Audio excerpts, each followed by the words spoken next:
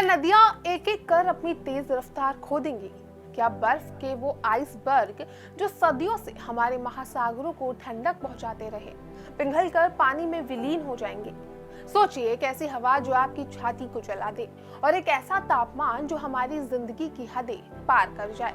ये हो भी सकता है। अब आपको डरावना सपना लग रहा होगा, लेकिन ये सच है। संयुक्त राष्ट्र की ताजा एमिशन गैप रिपोर्ट 2025 में हमें एक अंधेरे भविष्य की तरफ इशारा दिया है, जहां अगर हम अभी नहीं जागे तो धरती का तापमान बढ़कर उतना खतरनाक स्तरों तक पहुंच जाएगा जिसे रोकना नामुमकिन हो सकता है। पर सवाल अब ये है कि क्या हम इस विनाश की दहलीज पर खड़े हैं या फिर मौके पर काबू पा सकते हैं? क्या भारत और दुनिया मिलकर उन वादों को निभा पाएंगे जो जलवायु को बचाने के लिए किए गए थे? आगे चलकर जानेंगे कि क्या है इस रिपोर्ट में और इस चौंकाने वाले तथ्यों के बारे में हमें सोचने पर जो मजबूर कर देंगे कि अभी भी बदलाव की गुंजाइश है या वक्त निकल चुका है। अब आप ही बताइए, एक ऐसी दुनिया जहां गर्म हवा शरीर को जला दे, नदियां अपनी रफ्तार खो दे, बर्फ के टुकड़े पिघलकर समुद्र में मिल जाए और धरती का तापमान धीरे धीरे खतरनाक स्तर तक पहुंच जाए। अब आप सोच रहे होंगे कि वही कल्पना वाली बात है, लेकिन नहीं, ये सच है जो संयुक्त राष्ट्र यानी कि UNEP की ताजा एमिशन गैप रिपोर्ट 2025 ने बताया है। यह रिपोर्ट हमारी धरती के लिए एक चेतावनी की तरह है, जो बिल्कुल साफ शब्दों में कहती है कि हमने जो वादे किए थे उनसे अब बहुत पीछे हैं, और यदि हमने अभी कोई कड़वे सच से आंखें नहीं मोड़ी तो अनहोनी को रोकना मुश्किल होगा।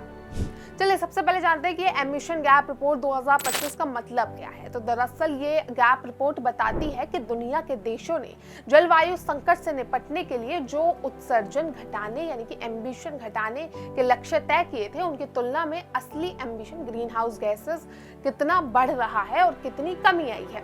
इस बार की रिपोर्ट कहती है कि अगर हम अपने मौजूदा जलवायु वादों को पूरी तरह पूरा भी करें तो भी धरती का तापमान 2.3 से 2.5 डिग्री सेल्सियस बढ़ सकता है। यही वो सीमा से बहुत ज्यादा है जिसे 2015 में दुनिया ने पेरिस समझौते के तहत 1.5 डिग्री तक सीमित रखने का संकल्प लिया था। दरअसल 2015 के पेरिस समझौते ने दुनिया को एक दिशा दी थी, जिसमें कहा गया था कि औद्योगिक क्रांति के पहले वाले समय से धरती का तापमान 2 डिग्री से ऊपर नहीं बढ़ना चाहिए और बेहतर होगा कि इसे 1.5 डिग्री तक ही सीमित रखा जाए।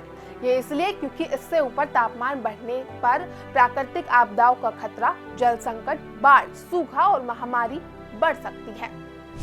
अब एमिशन गैप रिपोर्ट के अनुसार अब तक की जो चुनौतियां और धीमी प्रगति ने वैश्विक वार्मिंग को इस सीमा के ऊपर ले जाने तय कर दिया है।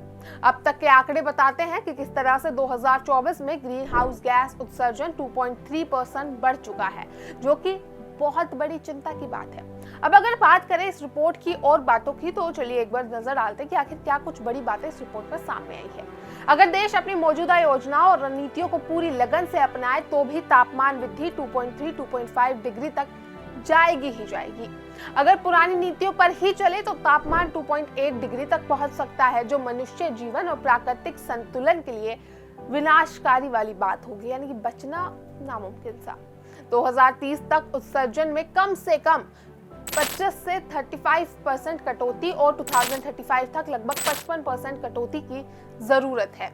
इसी के साथ जीवाश्म ईंधन यानी कि कोयला, तेल, गैस, इन सब का उत्पादन अभी भी बढ़ने की योजना में है, जो समस्या को और ना बढ़ाए तो अचरज ही होगा।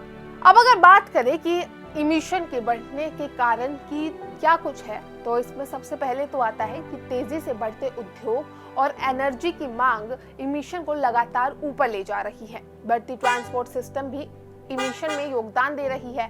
ग्लोबल वार्मिंग के चलते हिमनद पिघल रहे हैं और समुद्र स्तर बढ़ रहा है, जिससे तटीय क्षेत्र खतरे में होंगे। फसलों पर गर्मी का प्रभाव खाद्य संकट को जन्म दे सकता है। गरीब और विकासशील देश जलवायु परिवर्तन में सबसे ज्यादा प्रभावित हो रहे हैं क्योंकि उनकी बचाव क्षमता कम है। लेकिन अभी भी क्या बचने का रास्ता खुला हुआ है? तो रिपोर्ट ने यह भी बताया है कि अगर हम तुरंत और कठोर कदम उठाए तो अभी भी संभव है, यानी कि जितना बुरा दिख रहा है शायद ना हो। सबसे पहले तो रिन्यूएबल एनर्जी के क्षेत्र में तेजी से प्रगति हो रही है, जैसे कि सौर और पवन ऊर्जा यानी कि सोलर और विंड एनर्जी का विस्तार। एनर्जी बचाने वाली नई तकनीकें और कुशल मशीनरी अपनाई जा रही है। कई देश इमिशन कम करने के लिए ठोस रणनीतियां अपना रहे हैं। संयुक्त राष्ट्र महासचिव एंटोनियो ने भी बताया है कि किस तरीके से 1.5 डिग्री का लक्ष्य पार हो सकता है, पर हार नहीं माननी चाहिए और प्रयास कोशिश और तेज कर देनी चाहिए।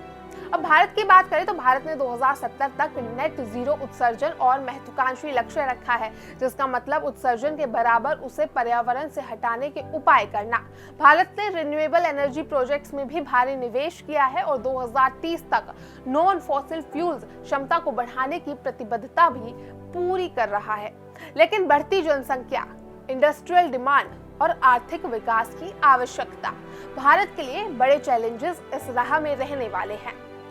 तो वही अब इन सब के बाद जरूरी है कि सभी देशों को इमिशन कम करने के लिए अपनी नीतियों को सख्त और प्रभावी बनाना होगा। स्वच्छ ऊर्जा यानी कि क्लीन एनर्जी को अपनाने से साथ साथ एनर्जी दक्षता को भी बढ़ावा देना होगा। जलवायु परिवर्तन के प्रभावों को कम करने के लिए आपदा प्रबंधन, जल संरक्षण के साथ साथ कई तकनीकी सुधार करने होंगे, जैसे कि अनुकूल उपाय जरूरी है। वैश्विक स्तर पर तकनीक, धन और ज्ञान का साझा होना आवश्यक है ताकि सभी देश इसमें सहभागी बन सके। अकेले बढ़ने से कुछ नहीं होगा, सबको साथ लेना पड़ेगा। अब धरती का ये संकट अब कागजों तक सीमित नहीं रहा है, ये हमारे आसपास, हमारे जीवन में घुस चुका है। अगले कुछ सालों में जो कदम हम उठाएंगे वो तय करेंगे कि हमारी आने वाली पीढ़ी को कैसी धरती मिलेगी। ये युद्ध सिर्फ पर्यावरण का नहीं है, हमारी जिंदगी का भी है। अभी समय है, जागो और मिलकर काम करो, वरना इस आपदा के बाद पछताना वो भी मुश्किल हो जाएगा।